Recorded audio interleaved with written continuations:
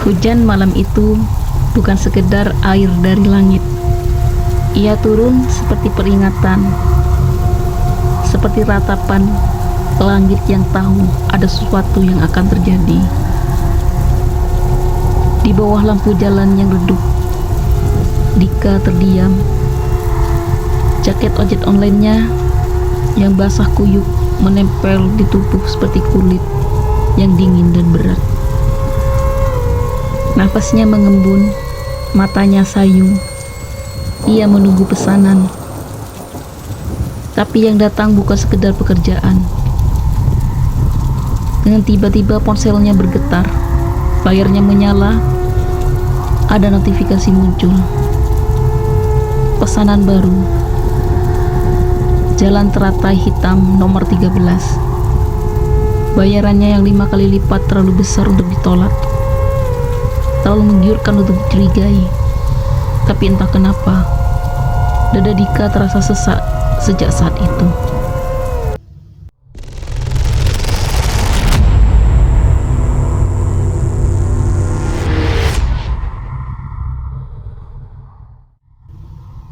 Dika, 27 tahun. Ia hidup berdua bersama dengan ibunya. Ayahnya sudah meninggal, dan dia menjadi anak sebagai tulang punggung keluarga. Kontrakan kecil mereka seperti dunia sendiri, dunia yang lelah, dindingnya yang lembab, catnya yang terkelupas, bau tanah basah meresap sampai ke kasur tipis tempat ibunya duduk. Ibunya menatap Dika dengan mata yang tahu terlalu banyak masalah. Mata seorang ibu yang tidak bertanya tapi merasakan segalanya. Dika berkata kepada ibunya, "Bu, ada pesanan malam ini." Kata Dika berkata pelan. Ibunya mengangguk perlahan. Tidak ada pertanyaan, tidak ada larangan. Hanya tatapan seperti sebuah selamat tinggal yang tak pernah diucapkan. Dan saat Dika keluar rumah, angin malam seakan menggigit lebih dalam dari sebelumnya. Dika menyalakan motornya perlahan. Hujan masih turun seperti cambuk dari langit. GPS membawanya ke jalan yang belum pernah ia lewati sebelumnya. Jalan sempit, berkelok, tampak sangat asing baginya. Terlalu sunyi untuk kota sebesar ini.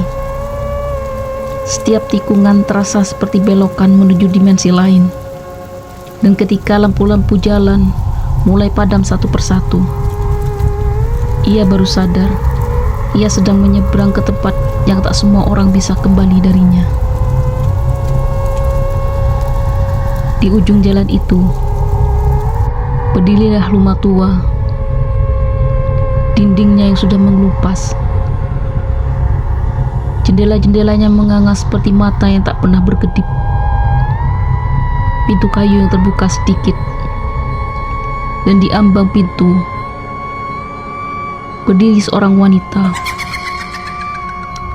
Wajahnya yang pucat tersenyum, memakai selendang hitam dan kebaya merah kontras dengan malam yang pekat. Wanita itu berkata, "Tolong antar saya pulang." Suaranya datar, terlalu datar untuk seorang manusia. Dika tak menjawab, tubuhnya bergetar sendiri seperti dikendalikan tali tak terlihat. Ia menunduk, membiarkan wanita itu naik ke belakang. Motornya kembali melaju, dan dinginnya berubah. Bukan lagi dingin karena hujan, tapi dingin karena sesuatu yang sedang duduk di belakangnya.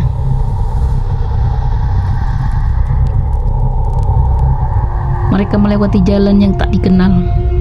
Pepohonan merunduk, seakan ikut mengintai. Kabut turun perlahan, membungkus segalanya seperti kain kafan. Tak ada suara lain selain mesin motor. Dan detak jantung Dika Yang mulai kacau, ia lihat jalan yang sama berulang-ulang, belokan yang sama, tiang listrik yang sama.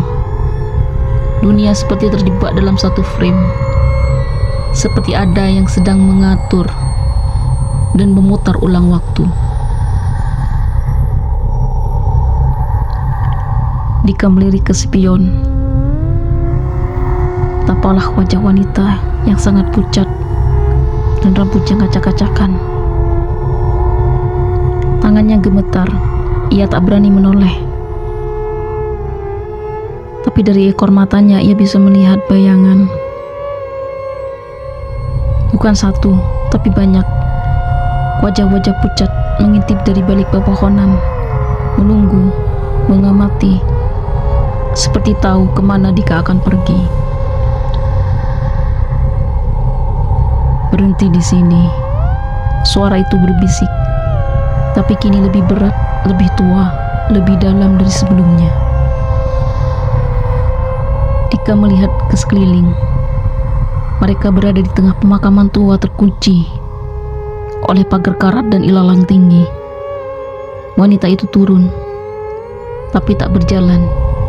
Ia melayang, menghilang di antara nisan. Dan dari kabut yang menebal, sosok-sosok muncul satu persatu.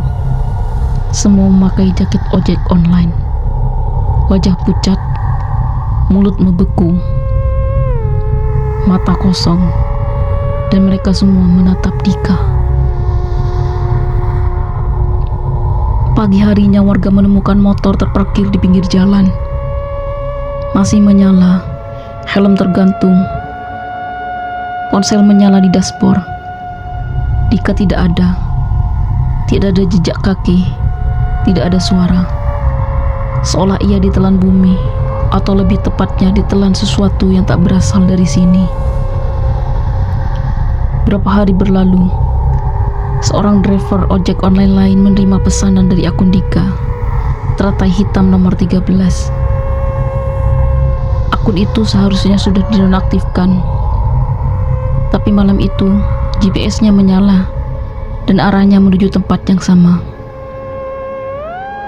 Seperti Dika, driver itu tak pernah kembali. Rumah tua itu masih ada, berdiri di sana, seolah menunggu. Siang hari, rumah itu tampak kosong dan tak berhuni. Tapi malam hari, pintunya terbuka sendiri. Cahaya samar keluar dari dalamnya.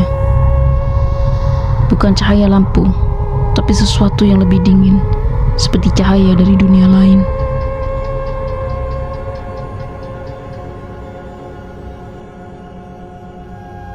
Jika kau seorang driver ojek online, jangan pernah menerima pesanan terakhir, apalagi dari alamat yang tidak masuk akal. Karena mungkin itu bukan penumpang biasa, tapi dia yang mencari penumpang berikutnya.